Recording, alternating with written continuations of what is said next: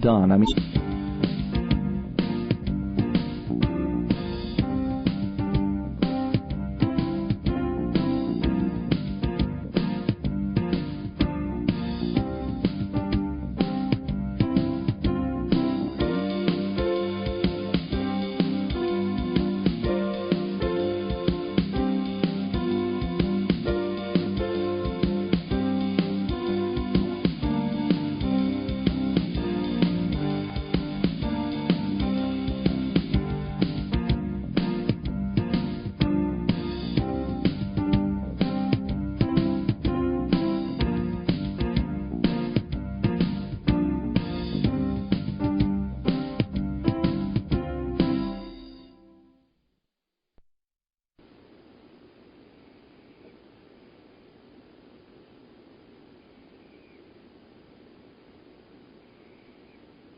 Welcome to UFO News 24/7.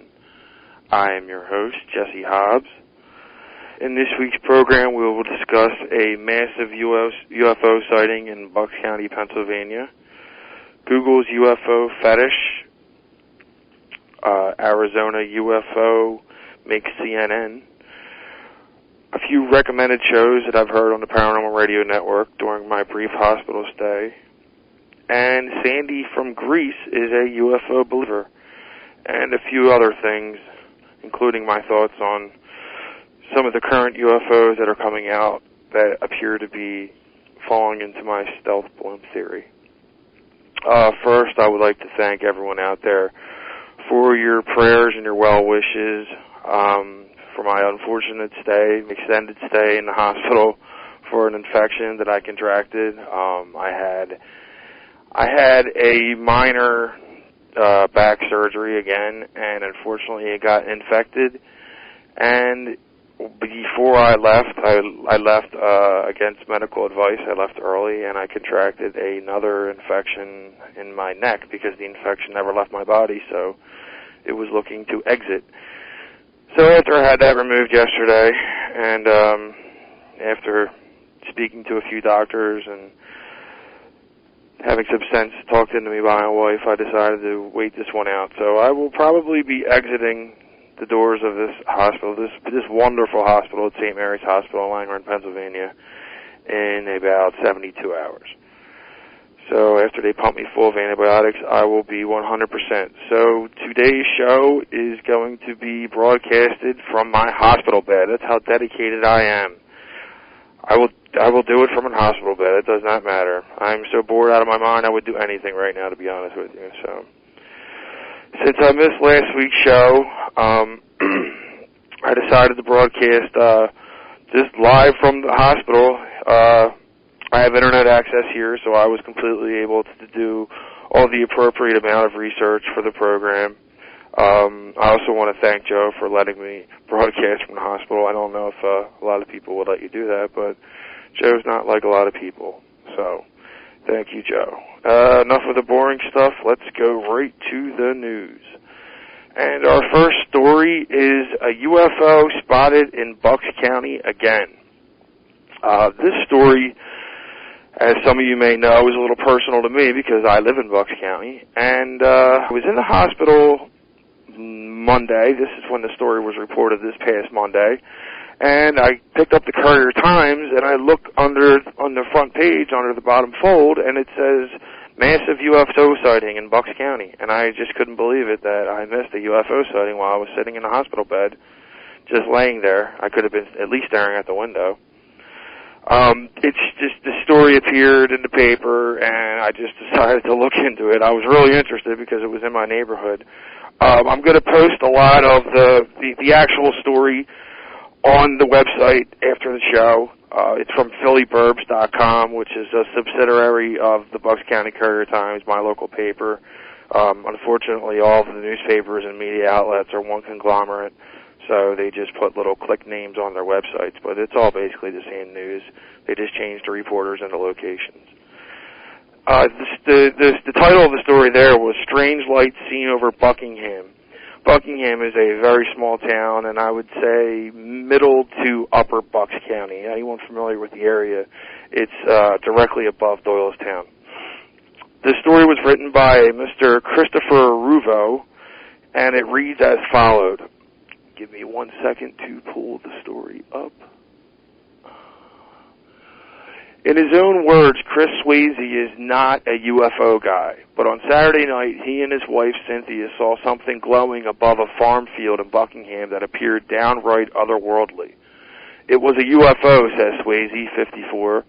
No doubt about it. I've never seen anything like it before. Swayze's Saturday night sighting was another in what national organizations that investigate UFO sightings and an ongoing upsurge are reporting in the Bucks County area. People around here are seeing something from time to time again, says John Venture, a state director from MUFON. He's our state director in Pennsylvania. Swayze and his wife were walking their 3 dogs through a farm field near Upper Mountain Road. They live in the middle of the woods. I'm very familiar with the area. At about 8 o'clock, they looked up and saw a bright light in the sky.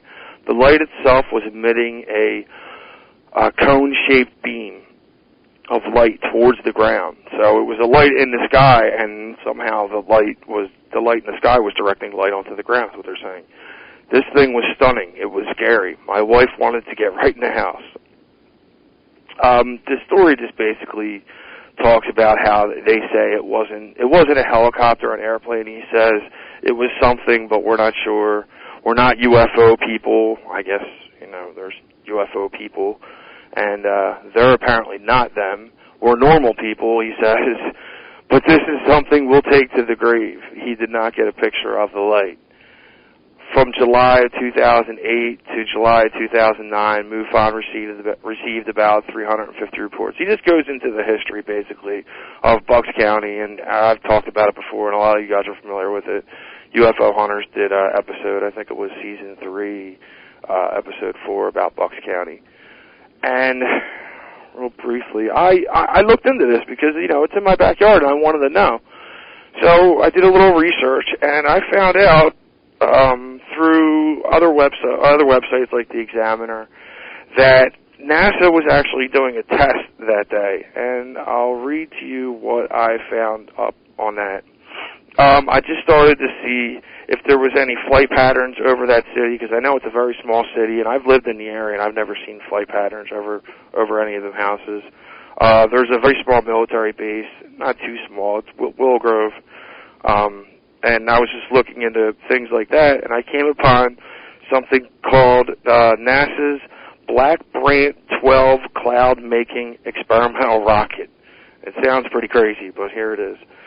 Some of you might be saying to yourself, that's exactly what NASA would want you to think. It's an experiment, it's just flares or something. But this actually is a legitimate program that they have been running for a while. And I'll basically just go into what little information I do have on it. It's called Black Brant 12 Cloud-Making Experimental Robot. You guys can look it up, Google it. It's legitimate. It exists. The rocket creates a cloud using the 4th stage of the rocket and spreads exhaust for 173 miles. Scientists are using this to measure this is a hard word for me to explain. I guess clouds that don't light up. Non-luminescent clouds, as well as the prediction of the effects of the rocket's exhaust. The rocket was launched on Saturday night at 7:46 Eastern Standard Time, my time, from NASA's Wallops Flight Facility on Wallops Island, Virginia. So I guess this would be the scientific explanation. It made Monday's paper. I don't know why it didn't make Sunday's since the sighting was on Saturday, but I checked and the times do match up. And it sounds like this is basically what all these people... So the only thing that bothers me about the sighting is that the person said that the light emitted the object was bright and was a light and emitted a light on the ground. And that wouldn't account for anything whatsoever of a NASA staged rocket that would go in the air, whether it was for exhaust clouds or whatever it was. As I said before, this is in my backyard, so I'm really going to look more into this. And, we had an explosion of sightings in 2008. and it was mostly triangle-shaped objects. As most of you know, I've talked about them before. And if anyone's interested, actually, the video that was over our neighborhood is posted on my website, ufonews247.webs.com. It's not it's just ufonews247.webs.com. It just so happens that this next reported rash of sightings here, I'm sitting in the hospital, I'm talking about this, and all of a sudden, another Bucks County UFO goes off, and I'm not there to say it. So check it out. It'll be on the website. I'll try to get some video if any is out there. I haven't seen any so far. I'm trying to get some more information on this NASA project. Supposedly there's some blueprints out there of the rocket I'm trying to get. So check out the website and see if there's anything up there. There should be soon. Our next story is titled Google's Obsession of UFOs. And this story comes to us from a different news source that we don't often use, PC World, the magazine for PC people. The name of the author is Jeff Bertolucci, and it goes as follows. September 1st, 2009. Flying saucers, crop circles, mysterious links, coded tweets. What's up with Google's obsession with UFO mythology? Three times in September, the search engine's homepage featured spooky or whimsical, depending on your point of view, extraterrestrial-themed graphics, including the September 5th image of a mysterious craft abducting the second O in Google. Follow-up images including a UFO hovering about crop circles that spelled out Google, no doubt a sign that even extraterrestrials will sell out for a few bucks. And this flying craft with tentacles picture, the one that is posted actually on my site now, it looks like War of the Worlds. It looks like one of the crafts from War of the Worlds. I don't know if anyone ever saw that one either. The article goes on to say that conspiracy buffs loved Google's crypt messages. Many Twitter users speculated that the search giant was attempting to reveal that UFOs were real. I think they have made first contact and are breaking into us the only way they know how to, tweeted Elm Frock after the last image went live. This is someone that was tweeting. Some idiot. Alas, UFO buffs were no doubt disappointed last night when Google provided a relatively mundane explanation for its alien fixation. According to a post on the official Google blog site, designer Michael Lopez, the series of cryptic images and riddles was a tribute to science fiction author H.G. Wells, whose 143rd birthday was September 20th. Mr. Lopez was quoted as saying, "Inspiration for innovation in technology and design can come from lots of places. We wanted to celebrate H.G. Wells as an author who encouraged fantastical thinking about what is possible on the planet and beyond." And the article goes on to say, case closed. Not if you're a true UFO buff. Consider this. Google's connection to mysterious flying crafts isn't limited to H.G. Wells' tribute. How isn't it limited? How isn't it just limited to that?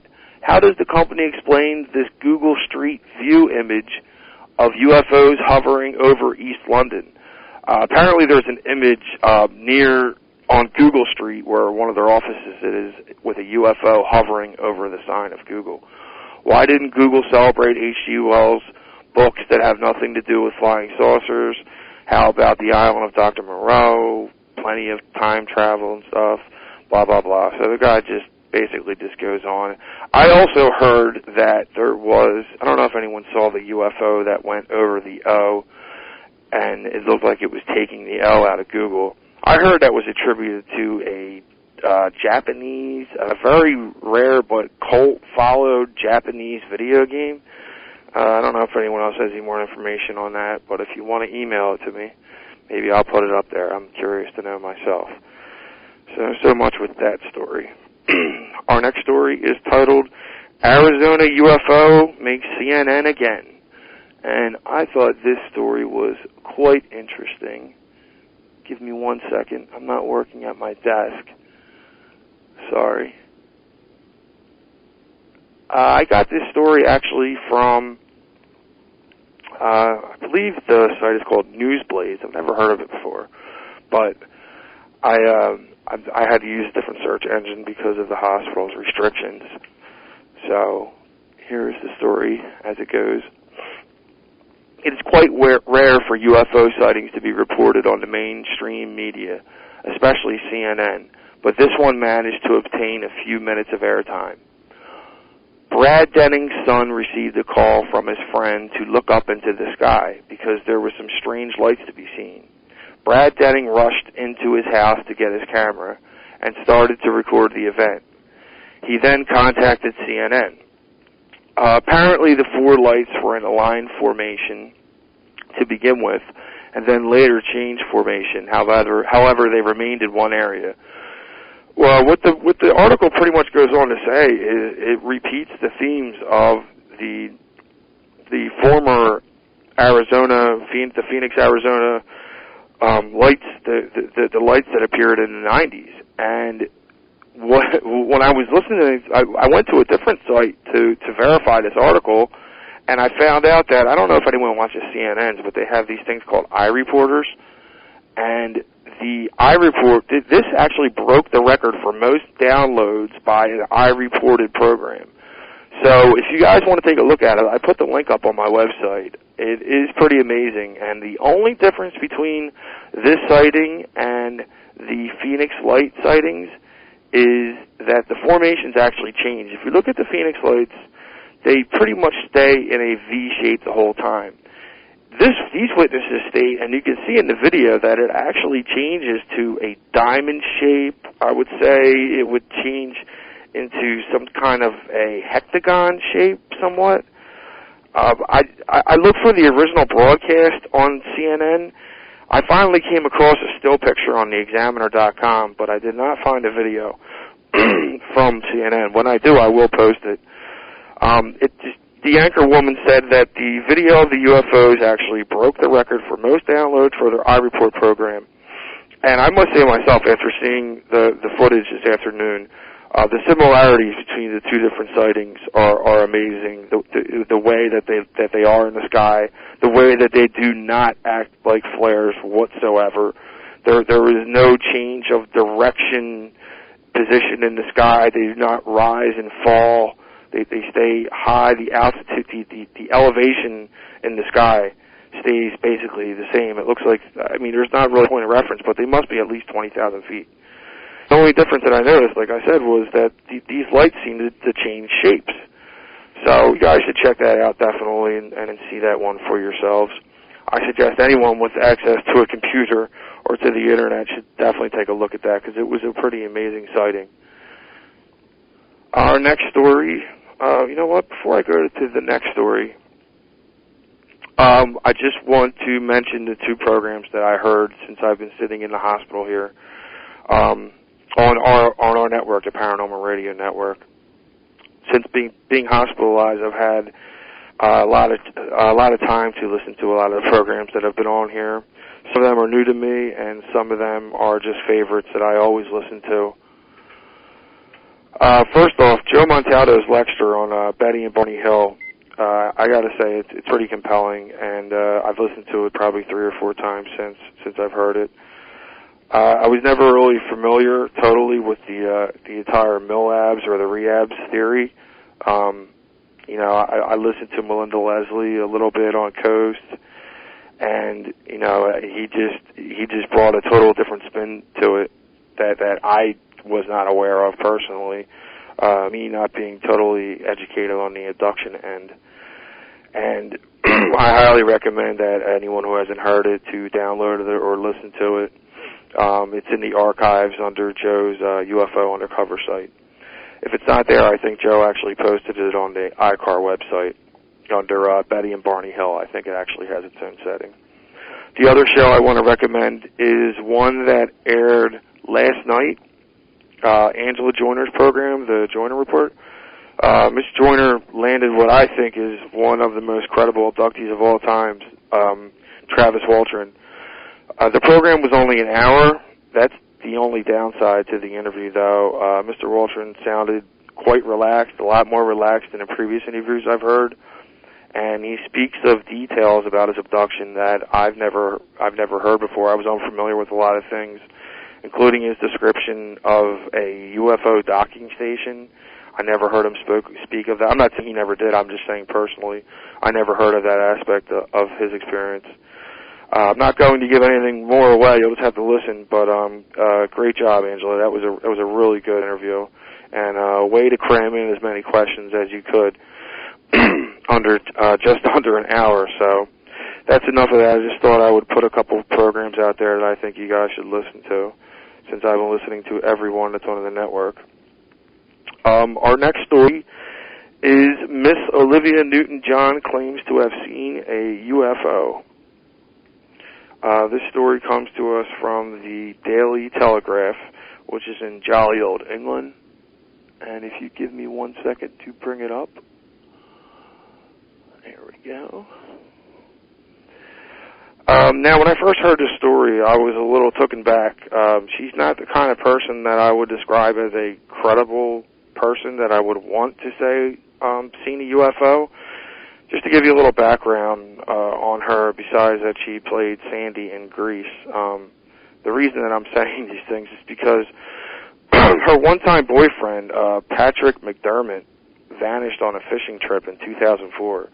And all kinds of rumors swirled around that maybe she killed him, maybe he took off for life insurance, or she was covering up for him. Apparently, she might have been involved in some type of a cover-up, because right after she married her current husband in 2008, reports came out that this Mr. McDermott was alive and well and living in a boat off the coast of Mexico.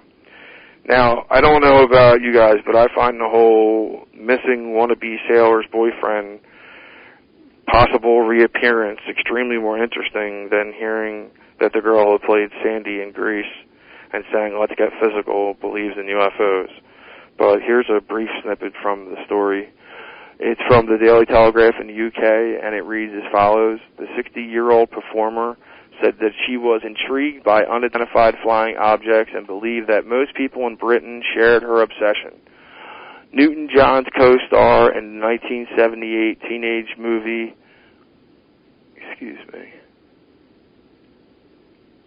I'm sorry, let me abridge this real fast. It just basically says that John Travolta, who is now a member of the Church of Scientology, believes that aliens populated the Earth. But the actress' brush with extraterrestrial life was more than mundane. She described how she saw a silver object flying across the sky at amazing speeds when she was 15. I have seen one when I was very young. It was unidentified and it was flying, she told The Sun, which is also another paper in Great Britain. Give me 1 second. So that's about it. I'm going to have to close the show up because I ran out of time. But I want to thank everyone. I'm sorry about the abridged version of the show. I kind of ran a little late. I had a few other things I wanted to talk about. Maybe if people are interested in the program, they can email Joe and ask him maybe to extend the show a little longer. So this is Jesse Hobbs from UFO News, and keep looking up. Our next show will be back from my home. Thank you for listening.